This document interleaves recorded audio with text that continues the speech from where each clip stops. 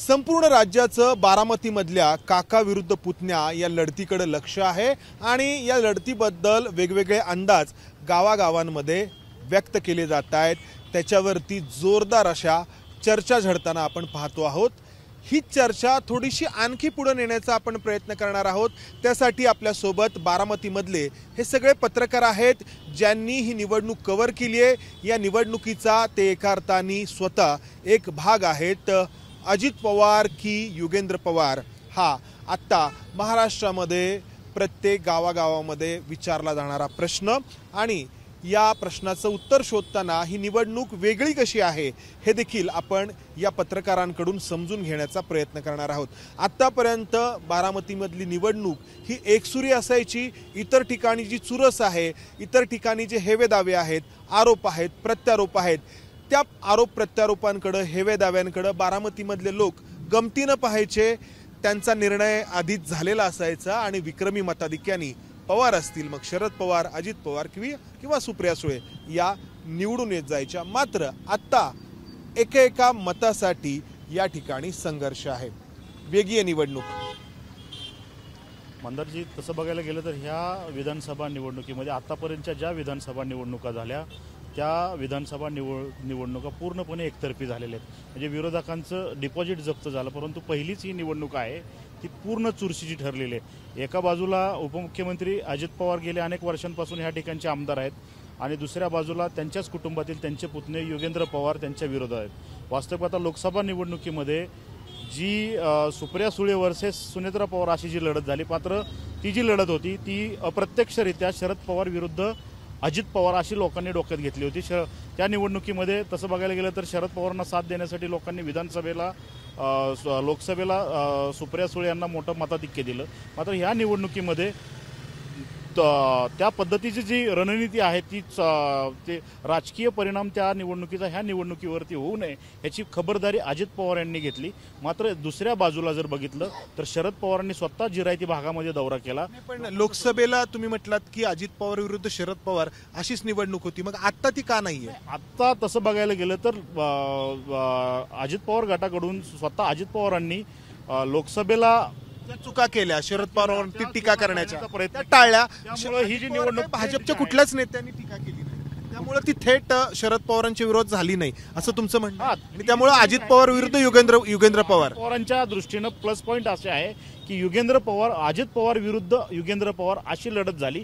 त्यामुळे त्या अनुषंगाने अजित पवार गटाकडून पवार साहेबांवरती कुठलीही टीका त्यांनी केलेली नाही, पूर्ण टीका टाळण्याचा प्रयत्न केला आणि ज्या पद्धतीनं पूर्ण ताकदीनं ते प्रत्येक गावागावात गेले, स्वतः अजित पवार गेले, शरद पवारांच्या देखील सभा झाल्या। त्यामुळे ह्या निवडणूक चुरशीची झाली। मात्र आजची जी सांगता सभा झालेली आहे त्या सांगता सभेमध्ये अजित पवारांचा जो आत्मविश्वास आहे की ज्या पद्धतीने लोकांनी ठरवलं होतं की लोकसभेला ताई, विधानसभेला दादा, त्यामुळे लोकांचा जो प्रतिसाद बघितला तर अजित पवारांचा उत्साह थोडा वाढलेला होता। कारण लोकांचा मात्र दुसरीकडे जर बघितलं शरद पवारांची जी युगेंद्र पवारांच्या प्रचार सभेला सांगता सभा झाली, शरद पवार स्वतः होते, तर त्या सभेला सुद्धा तेवढाच प्रतिसाद मिळाला होता। त्यामुळे सध्याच्या स्थितीला जर बघितलं तर सध्याच्या स्थितीला मात्र अजित पवारांनी आपल्या विकास कामाच्या जोरावरती जरी लोकांचा रेटा जो आहे म्हणजे परिस्थिती सुधारलेली आहे। म्हणजे लोकसभा निवडणुकीमध्ये सुप्रिया सुळेंचा विजय झाला बारामती लोकसभा मतदारसंघातून आणि त्या विजयामध्ये 48,000 मताधिक्य या एकट्या बारामती विधानसभा मतदारसंघातून सुप्रिया सुळेंना मिळालं होतं सुनेत्रा पवारांच्या विरोधामध्ये।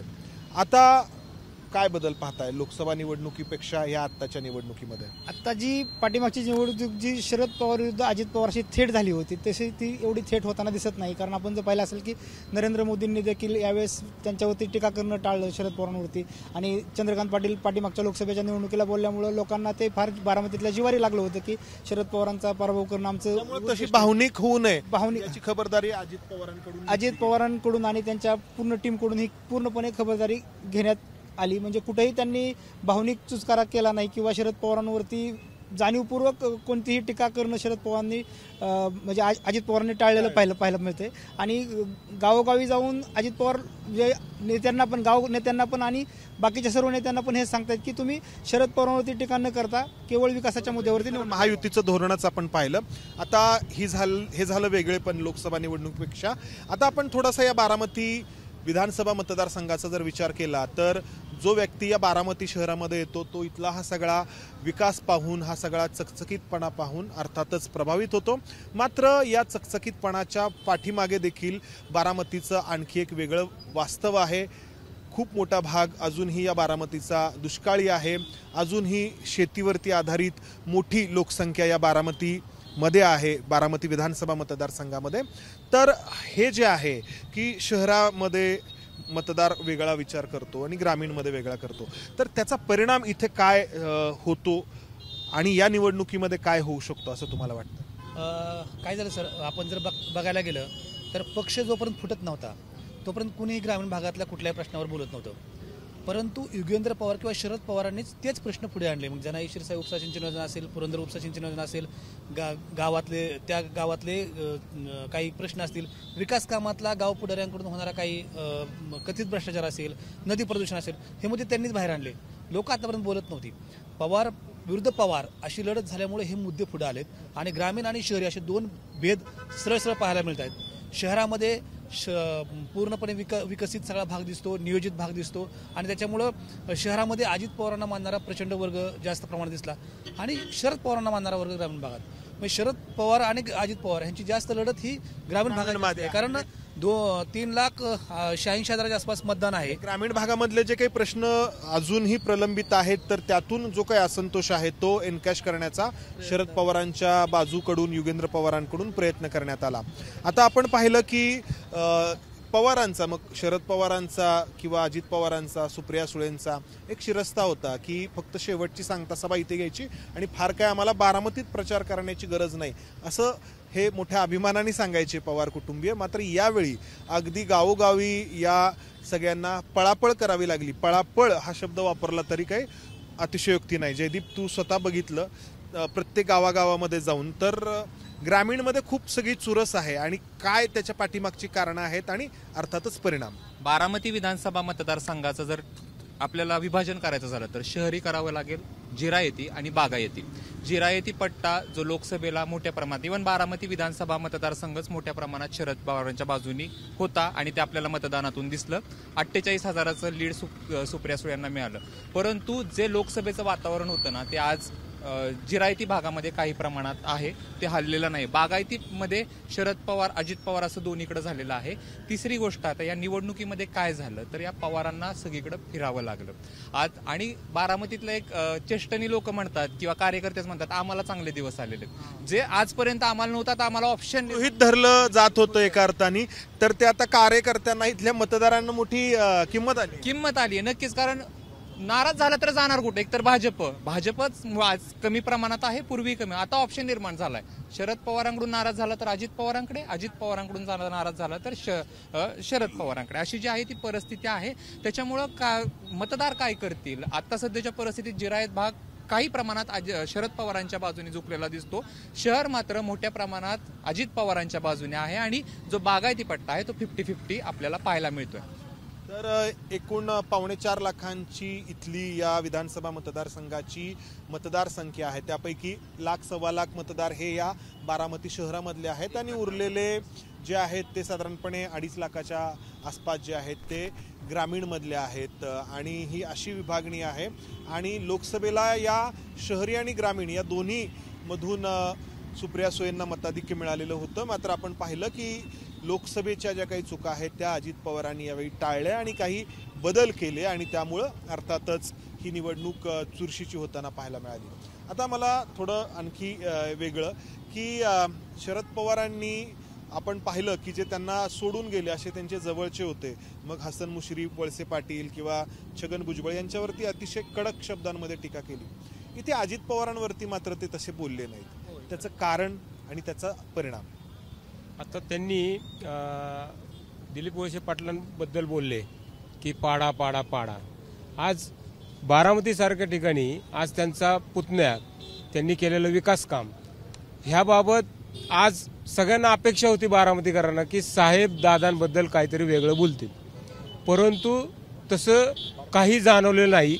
आणि त्यांनी आज खरं सगळ्यांना वाटत होतं की बाबा ते आज म्हणतील की अजित पवार गद्दार आहेत, त्यांना पाडा पाडा पाडा। हा भावनिकतेचा आणि लोकांसमोर एक त्यांची प्रतिमा मांडण्याचा सगळ्यांचा विचार होता की ते मानतील ते प्रश्न, म्हणजे तो मुद्दा मांडतील, परंतु तसं त्यांनी मांडलं नाही.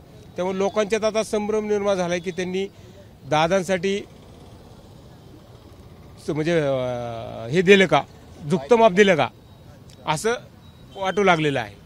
तुम्हाला काय वाटतं शरद पवारांच्या या सांगता सभेतल्या भाषणाचं विश्लेषण तुम्ही कसं करा? नाही तर खरं तर असा विचार म्हणजे जसं तैनूरबाईंनी सांगितलं तसं ते होऊ शकतं की ते आंबेगावमध्ये म्हणतायत, ते वाईमध्ये म्हणतायत, ते इंदापूरमध्ये म्हणतायत, ते माड्यामध्ये म्हणतायत आणि ते बारामतीमध्ये का म्हणलेले नाहीत. तर ह्याच्यावरती तो विचार तसा मनात येणं स्वाभाविक आहे. पण दुसरा जर बारामतीचा विचार केला तर बारामतीचा मतदार इतर सगळ्या मतदारसंघापेक्षा वेगळा आहे. जर शरद पवार या ठिकाणी बोलले असते तर त्याची जास्त सहानुभूती अजित पवारांना मिळाली असती. तो 100% म्हणजे इतकी वर्ष शरद पवारांबरोबर आहेत, कारण लोकांना शरद पवार पण पाहिजेत आणि अजित पवार पण पाहिजेत. असं नाही आहे की लोकांचे असं मत आहे. पण जर त्याचा विचार केला तर दोन्ही बाजूचा विचार केला तर शरद पवारांनी ते वाक्य टाळलं. त्याचा कदाचित तो हे असेल की अजित पवारांना त्याची जास्त सहानुभूती नाही मिळाली पाहिजे. आणि दुसरीकडे अजित पवारांचे समर्थक असा विचार करणार की शरद पवार असे बोललेले नाहीत, त्यामुळे ते ज्या ठिकाणी इतके आक्रमक होते ते आक्रमक तेवढे बारामध्ये दिसत नाहीत. हे प्रत्येकजण आपापल्या सोयीनं त्याचा अर्थ काढेल. परंतु असं वाटतं की शरद पवारांसारखा प्रत्येक शब्द तोलून वापरून वापरणारा राजकारणी आहे, त्यांनी बारामध्ये ते एका वाक्य वापरलं नाही तर कदाचित त्याचा रिव्हर्स बूम जास्त झाला असता असं वाटतं. म्हणजे अजित पवारांना सहानुभूती मिळू नये असंही एक डोक्यामध्ये शरद पवारांच्या, खरं तर शरद पवारांच्या डोक्यात काय असतं हे खरं तर कोणालाच माहीत नाही. तर म्हणजे हे सगळं जे आहे तर याची चर्चा अर्थातच बारामतीमध्ये होणार.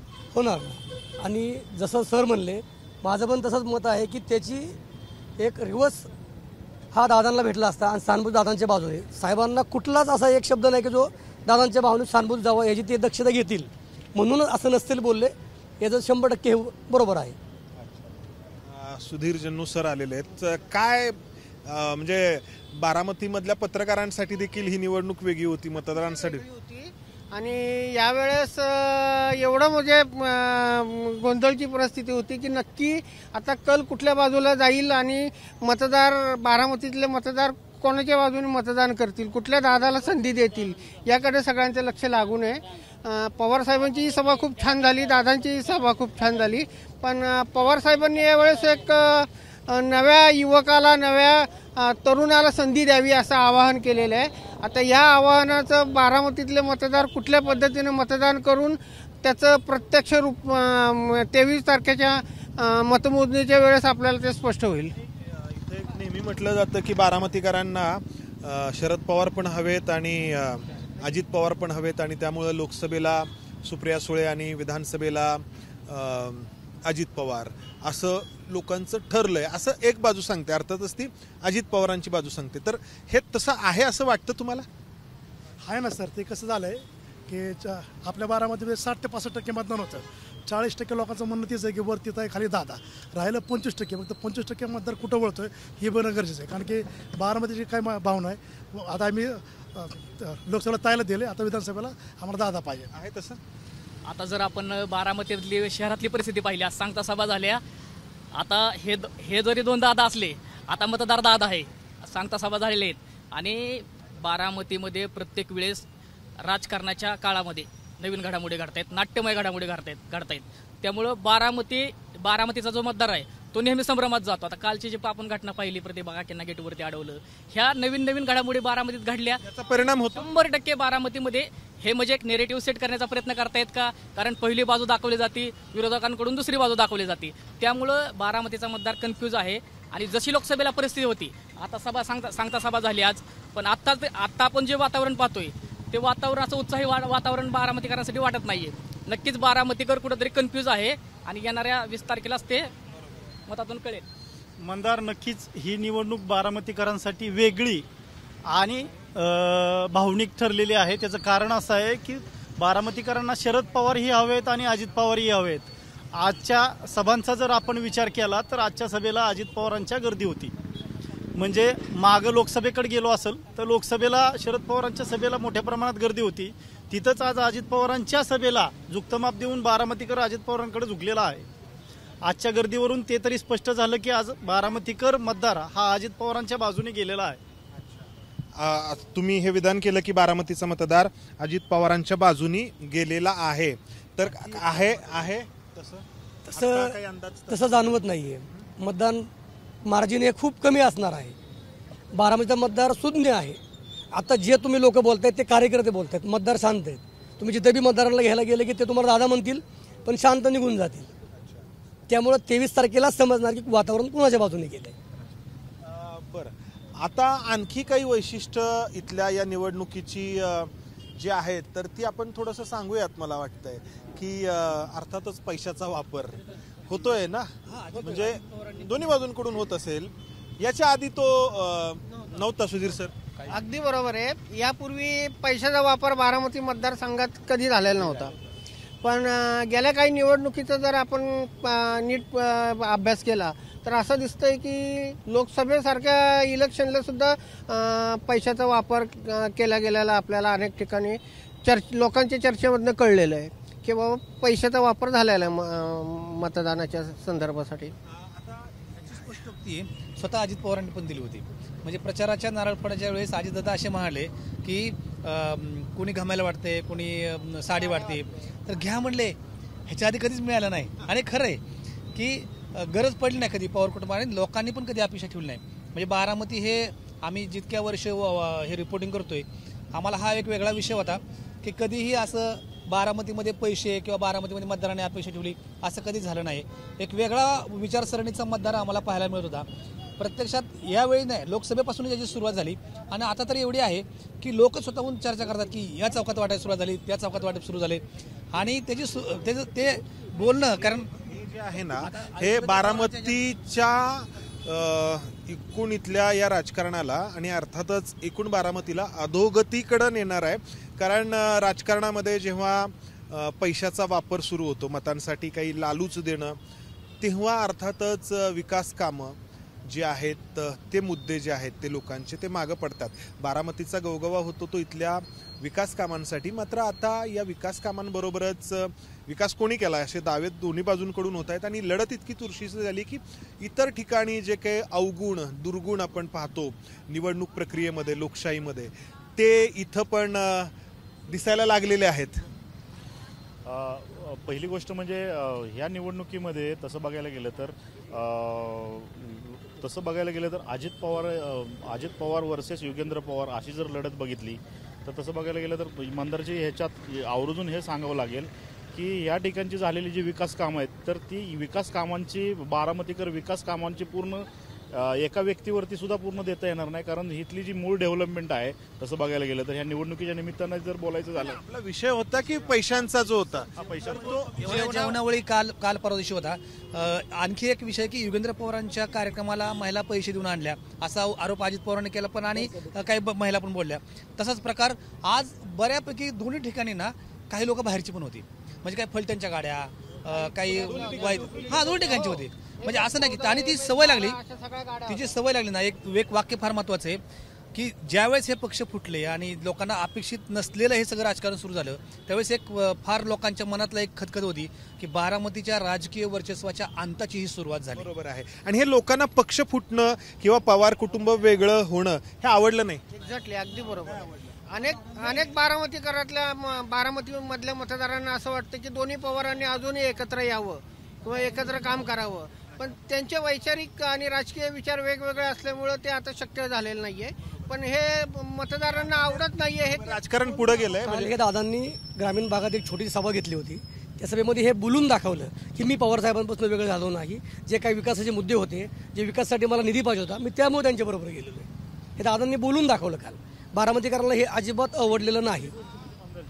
या निवडणुकीत आवर्जून सांगावंसं वाटतं की प्रतिभा पवार म्हणजे पवार साहेबांच्या पत्नी प्रतिभा काकी स्वतः युगेंद्र पवार यांच्यासाठी प्रचारात उतरल्या. पण आज जर बघितलं प्रचार सभेमध्ये स्वतः म्हणजे अजितदादांच्या मातोश्री आहेत आशाताई पवार यांना देखील आणलं आणि त्यांचं पत्र त्या ठिकाणी वाचून दाखवून एक भावनिक आव्हान देखील बारामतीकरांना करण्यात आलं. हे ह्या निवडणुकीचं एक विशेष वैशिष्ट्य म्हणावं लागेल. बाजूंकडून मतदारांना भावनिक करण्याचा प्रयत्न यावेळी देखील होतो.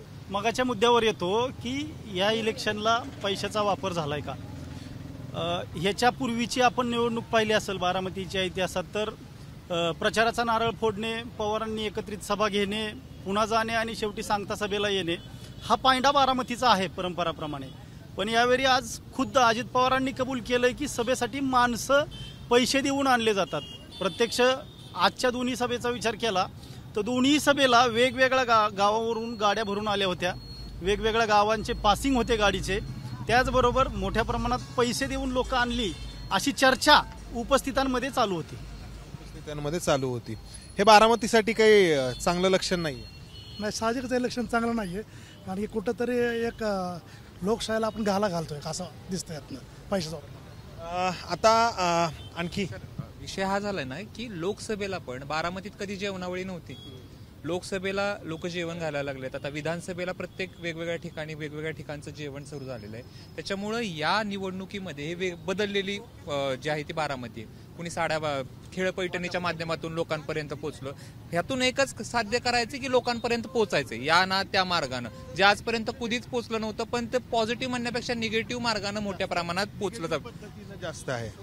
नरेंद्र मोदींनी या ठिकाणी सभा घेऊन बारामतीमध्ये शरद पवारांना पाडण्यासाठी 2014 फार मोठी सभा इथं घेतली होती. त्यावेळेस देखील पूर्ण बारामतीकरांनी नरेंद्र मोदींची लाट असताना शरद पवार आणि अजित पवारांच्या मागे उभा राहून तिथं त्यांना निवडून चांगल्या मताने दिलं होतं. ही आता कुठेतरी परिस्थिती आपल्याला बदलताना पाहायला मिळते. भाजप यामध्ये यशस्वी झाला, 100% यशस्वी झालाय. जे त्यांना अपेक्षित होतं की पवारांच्या मात्र यश भाजप हे भाजपला पाहिजे. माझं तर असं मत आहे की हे विजय पराभव कोणाचा होईल, पण विजय भाजपचा आहे. मला एक गोष्ट आवर्जून सांगायची, साधारण 1967 सालापासून आतापर्यंत जे काय निवडणुका झाल्या आहेत, मग ते लोकसभेच्या असू द्या किंवा विधानसभेच्या असू द्या, त्या सगळ्या निवडणुकींमध्ये शरद पवारांनी ज्या उमेदवाराला उभं केलं, पाठिंबा दिला आणि निवडून आणण्यासाठी प्रयत्न आणि प्रचार केला, तेच उमेदवार या ठिकाणी निवडून विजयी झालेले आहेत. हा आत्तापर्यंतचा इतिहास आहे. दरम्यानच्या काळामध्ये भाजपने खूप प्रयत्न केले. बारामतीमध्ये वेगवेगळे उमेदवार दिले, वेगवेगळ्या लाठी आल्या, त्या राजकीय लाठींचा पण अनेक पद्धतीनं प्रचारामध्ये प्रयोग केला गेला. पण बारामतीकरांनी आपलं मत कुठंही इकडं तिकडं दिलेलं नाही आहे. शरद पवारांचे जे उमेदवार असतील, शरद पवारांचे जे असतील त्यांनाच उमेदवारी देऊन त्यांना आता काय करणार? आता अशी परिस्थिती झालेली आहे की मागच्या 2 इलेक्शनमध्ये पवारांच्या घरामध्येच 2 वेगवेगळे उमेदवार उभे राहिल्यामुळे मतदारच संभ्रमित अवस्थेमध्ये आहे की आता कोणाला मतदान करायचं आणि कोणाच्या पाठीशी उभं राहायचं. आतापर्यंतच्या निवडणुकीमध्ये भाजपसह बऱ्याच विरोधी पक्षांनी बारामतीचा हा पवारांचा जो तसं बघायला गेलं तर हा पवारांचा अभेद्य गड फोडण्याचा प्रचंड प्रयत्न केला. त्याच्यामध्ये 2014च्या ज्या निवडणुकीमध्ये शेवटच्या क्षणी महादेव जानकरांना उमेदवारी त्या ठिकाणी दिली. भाजपची जागा सगळ्यांना पण तरी देखील त्या ठिकाणी भाजपला म्हणजे अपयश आलं. मग त्यानंतर जे मतांचा जो फरक आहे त्यावेळेसचा तो कमी असल्यामुळे भाजपची महत्वाकांक्षा ह्या मतदारसंघामध्ये वाढली आणि त्यानंतर भाजप महायुतीकडून त्यांनी भाजपनी स्वतःसाठी जागा ठेवली, मात्र पूर्ण ताकद लावली. तरीही ते झालं नाही.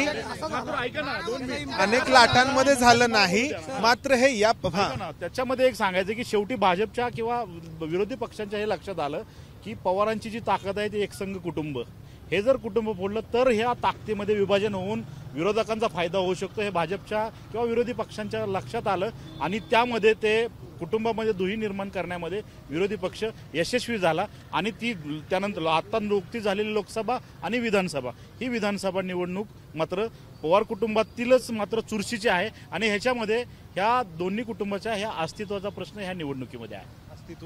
एक सांगू सर, अस्तित्वाचा प्रश्न नाही एक सांगू, त्यातला एक महत्वाचा मुद्दा हा अस्तित्वाच्या पवार कुटुंबाचा असेल तर बारामतीच्या पण मी जसं म्हणलं तर राजकीय वर्चस्वाचा पण आहे.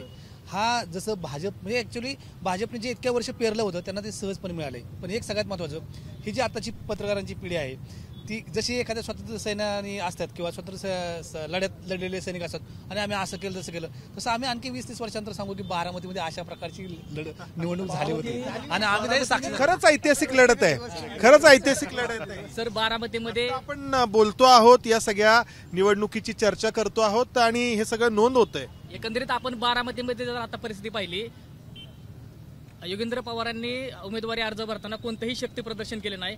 सहज गेले, अर्ज भरला आणि काम चालू केलं, प्रचार सभा झाल्या. पण एकंदरीत जर ज्या ठिकाणी पहिली सभा व्हायची एकत्रित राष्ट्रवादीची, त्या सभेच्या ठिकाणी त्यांनी महिला मेळावा घेतला.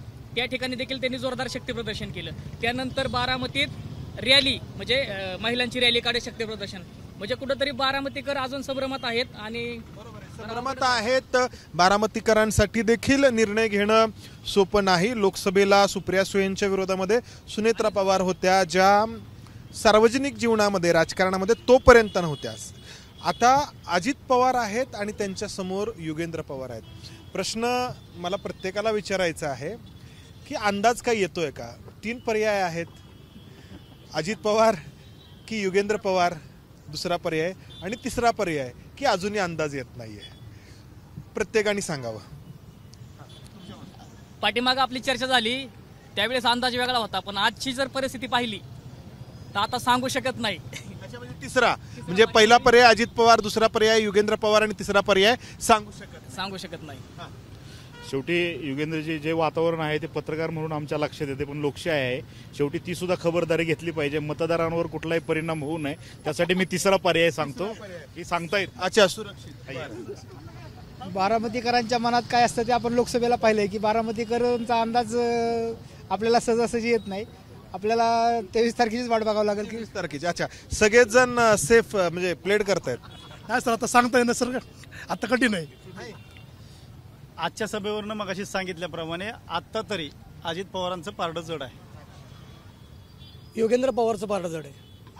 अच्छा, क्या बात.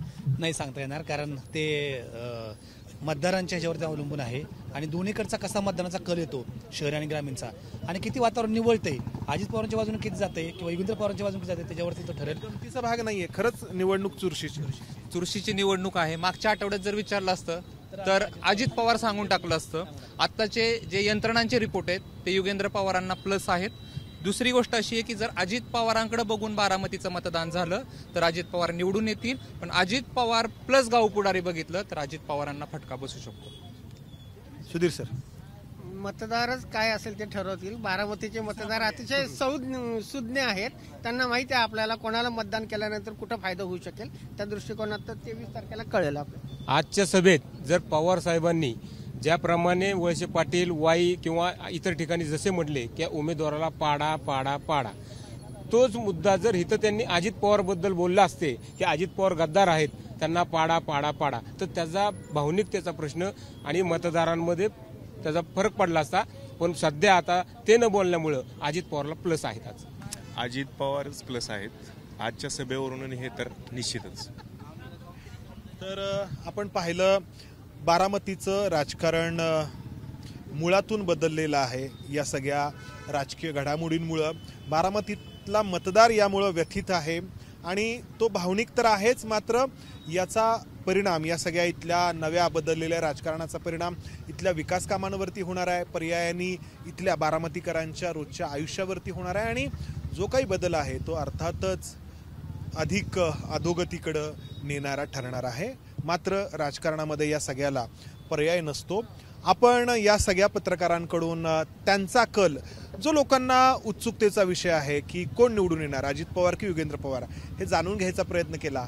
बहुतेकांनी सांगितलं की लढत चुरशीची आहे आणि खरंच लढत चुरशीची आहे.